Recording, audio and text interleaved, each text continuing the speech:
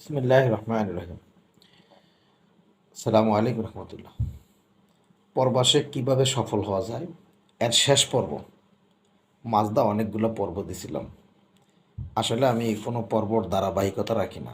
তার কারণ হলো বিভিন্ন জিনিসের ডিমান্ড আসে, তো সেই অনুযায়ী ভিডিও দিই। তো আজকে ভাবলাম যে পর্বটা শেষ করে দিই, মিলিয়ে দেখবেন মন চাইলে। লাস্ট পর্ব হলো পারিবারিক অশান্তি, পার্সোনাল সমস্যা। টাকা পয়সার সমস্যা তো গেল, এখন আপনি বিদেশে দীর্ঘদিন আছেন, আপনার জীবনের সকল সমস্যাগুলা শেষ। অনেক ঝড়ঝাপটা করে আপনি প্রবাসের একটা অবস্থানে আসছেন, 4 বছর 5 বছর আপনার গেল, টাকা পয়সা কামাচ্ছেন। দীর্ঘদিন গ্যাপ থাকার কারণে আপনার পারিবারিক সমস্যা দেখা দিছে। পারিবারিক সমস্যা বলছেন তো, খুলে বলবো। আপনার মার সাথে আপনার বউয়ের মিল নাই,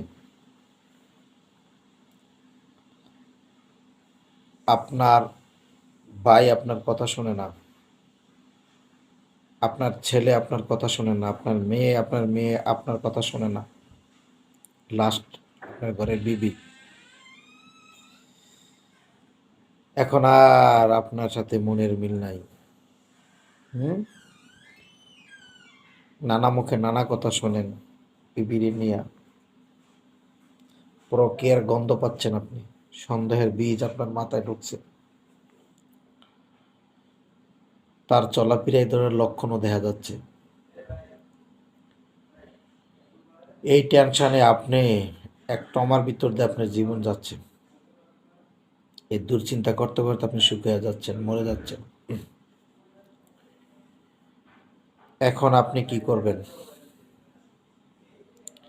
এই নিয়ে আজকের ভিডিও। কয়জনে দেখবেন জানি না, একটু বড় হবে। এখন আপনি কি করবেন? কিছুই করবেন না, ইউ ক্যান ডু নাথিং। কয়েকটা কথা বলি। আমার এক বন্ধু 4-5 কোটি টাকা লোন হয়ে গেছে। তো একদিন গল্প করতে করতে বলে যে আমি এত কোটি টাকার সমস্যা আছে। মাটিতে লিখতে আসছিল বৈশা, আমার সাথে বৈশা এক জায়গায় মাটিতে লিখতে আছে। পরে আমি চুপ করে শুনতেছি। পরে আবার সে কি করলো, ওই মাটিতে এগুলাকে সব, মানে যেগুলো লেখছে মাটিতে, সে মাটিটার আবার পাতে মুছে দিল। মুছে দিয়ে আমাকে বলল যে আমি একটা করে ঋণ নেই, এখন থেকে ঋণ মুক্ত। একটা সিগারেট ধরাইলো, খাচ্ছে। তো জানে আমি সিগারেট খাই না। তো বলে তুই মনে করিস না আমি সিগারেট খাইতেছি, আমি কোনো ঋণ নেই, আমি ফুরফুরা, আমি ওকে আছি। তা আমি হয়েছে হারিলাম। তোমারে বলতেই বলছে কে তুমি ঋণগ্রস্ত, আবার এখন বলতেছ তুমি ঋণ নেই, মানে কি? বলে দেখ, এই ঋণের কথা চিন্তা করে করে কি আমি আমার ব্রেনের সেলগুলো নষ্ট করে এলাম। যখন টাকা হয়, আল্লাহ যখন দিবে তখন আমি পরিশোধ করে দিব। এখন আমার নতুন করে চিন্তা করতে হবে, কোনো ঋণ নেই, সব নামার বন্ধ করে দিছি, কারণ আমার বাঁচা লাগবে। এখন এই ঋণের টেনশন করতে করতে মারা যাব। আমি কোনো ঋণ নেই, আমি জিরো। এখান থেকে আমাকে হিরো হইতে হবে, নতুন করে জীবন সাজাইতে হবে। শুধু একটা রাখবো, আল্লাহ যদি আমার সম্পদ দেয় আমি সবারই দিয়ে দেব, শেষ। আমি আর কোনো টেনশন করবো না, আমি আমার মতো করে নিজেরা তৈরি করি। ঠিক আছে, নিজের মতো করে তৈরি করে দীর্ঘদিন পর তার সাথে আমার কথা হয়। সে আমার নাম্বার খুঁজে বের করে সে চলে গেল কানাডা। কানাডা থেকে আমার ফোন দিছে, বনানীতে একটা বাইং অফিস করছে বড় করে, গার্মেন্টসের। প্রচুর মাল নেয় বাংলাদেশ থেকে। বলে কী অবস্থা তোমার? আমি আসি কোনো রকম, বাচ্চা। বলে তুমি তো আমার কথা শোনো না, তুমি বাচ্চাই থাকবো, তার চেয়ে মরে যাও। তো বললাম যেমন? বলে আমার ওই 4 কোটি টাকার ঋণ সব পরিশোধ করে দিছি। তুমি কই আসো? নাম্বার দেখো না। ওকে না, হোয়াটসঅ্যাপে ফোন দিছো, কই আসো? বসতেছি না তো। বলে যে আমি এখন কানাডা আছি, ফ্যামিলি নিয়ে আসছি, এবং আইসা এখানে গার্মেন্টসের ওয়্যার হাউস করছি, মাল বিক্রি করতে আসি। আচ্ছা, তো ওই যে সূত্র একটা মাথা থেকে সব জেরা ফেলাইছে, নতুন করে চিন্তা করছে। আরেক বন্ধু বিয়া করছে, লন্ডন গেছে আমাদের সাথে। তো কী অবস্থা, বিয়া করে আসলাম। কয় বন্ধু একদম সব কিছু তালা মারে রেখে আইছি, বোর মনের দরজা, সবার মনের দরজা সব তালা মারে রেখা চলে আসছি। তো ভালো, বলে যে আসার আগে চাবিটা সবার কাছে রেখে আসছি। আমি বুঝলাম না তোমার কথা, ইউটিউবে তো বুঝে নিয়ে। যেই জিনিসটা আমি সেরে আসছি এটা চিন্তা করে আমার লাভ কি? আমি তো প্রবাসী, আমার জীবনটাকে আমি প্রবাসের জন্য তৈরি করে ফেলছি। আমি এলিয়ান, আমি তো অন্য জগতে গেছি গা, বেঁচে আছে, আওয়াজ পাচ্ছে। এদেরকে নিয়ে আমার চিন্তা করে লাভ আছে? এরা আমার বিদেশ পাঠাইছে বা আমি আসছি, আমার কাছ থেকে টাকা চায়, টাকা, টাকা টাকা, একার টাকা, আর কিচ্ছু চায় না তারা আমার কাছ থেকে। এদের দোষও নাই, এদের প্রয়োজন। এরা বাড়ি বিক্রি করে, জমিন বিক্রি করে, বউ তার কানের জিনিস বিক্রি করে আমাকে দিছে। আমি তো আইসি এদের সাথে একটা কমিটমেন্ট নিয়ে আমি তোমাদেরকে টাকা দিব, এছাড়া আমি তাদের কাছে দিতে পারবো না, আমি তাদেরকে সুখ দিতে পারবো না। অনেকে কয় যে বললো গে অনেক সময় ফোনে কথা বলতে হয়। ঠিক আছে, তো আমি যতটুকু জানি বেশি কথা বললে পুরুষের ব্যক্তিত্ব লস হয় এবং আকল কমে যায়। আমার পরিবার আমাকে নিয়ে খুবই করে, সময় কম দেয়। আলহামদুলিল্লাহ, আল্লাহর মেহরবানিতে প্রশংসা করতে চাচ্ছি না। আল্লাহ তাআলার নেয়ামত, আল্লাহর নেয়ামত। বলছে যে আল্লাহর রাসূলের সাহাবী হযরত আলী রাদিয়াল্লাহু আনহু বলেন, দুনিয়াতে সবচেয়ে বড় নেয়ামত হইল নেককার বিবি পাওয়া। এই যে আমরা রব্বানা আতিনা ফিদ দুনিয়া হাসানা ওয়া ফিল আখিরাতি হাসানা ওয়া কিনা আযাবান নার পড়ি না? তো ওনাকে জিজ্ঞেস করাইছে যে দুনিয়ার সবচেয়ে বড় হাসানা কি, দুনিয়াতে বরকত কি? তো উনি বলছিলেন নেককার বিবি, আল্লাহর মেহরবানি। তো আলহামদুলিল্লাহ। তো আমি যেটা বুঝি যে না, প্রত্যেকটা ক্রিয়ার পার্শ্ব প্রতিক্রিয়া আছে। এখন আমার টাইম না অন্য দিক তাকানো, অন্য কিছু করার। আমি ঠিক থাকলে আমার জগৎ ঠিক থাকবে ইনশাআল্লাহ, আল্লাহ বুঝিয়ে রাখবেন।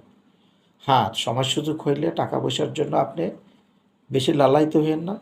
2 বছর পর পর টিকিট কেটে দেশে যান, 2 মাস থেকে আসেন, 3 মাস থেকে আসেন, এটা উত্তম। আর যদি না পারেন কি করবেন? আপনার বৃহত্তম স্বার্থের জন্য ক্ষুদ্রতম স্বার্থ জলাঞ্জলি দিতেই হবে। আপনি অর্থনৈতিক মুক্তির জন্য নামছেন, আপনি তো রেমিডেন্স ফাইটার। আপনার নাম হইল রেমিডেন্স ফাইটার, বাংলাদেশে বলেন না, একটা হলো মুক্তিযোদ্ধা আর একটা হলো অর্থনৈতিক মুক্তির যোদ্ধা। তো আপনার হলো অর্থনৈতিক মুক্তির যোদ্ধা। আপনার কামই একটা, অর্থ কামাতে। আর অর্থ কামাইতে হলে আপনার জীবনের সমস্ত সুখ বিসর্জন দিতে হবে। এক বন্ধু আছে, নাম হলো কুদ্দুস ভাই, লন্ডনে আছে 25 বছর হয়। পরে মনে হয় ছেলেরে নিছে, বউ গেছে মাঝে মাঝে, শেষ বয়সে গেছে। এই এখনো দেশে আসছে কিনা সন্দেহ আছে, বৈধই হয়নি।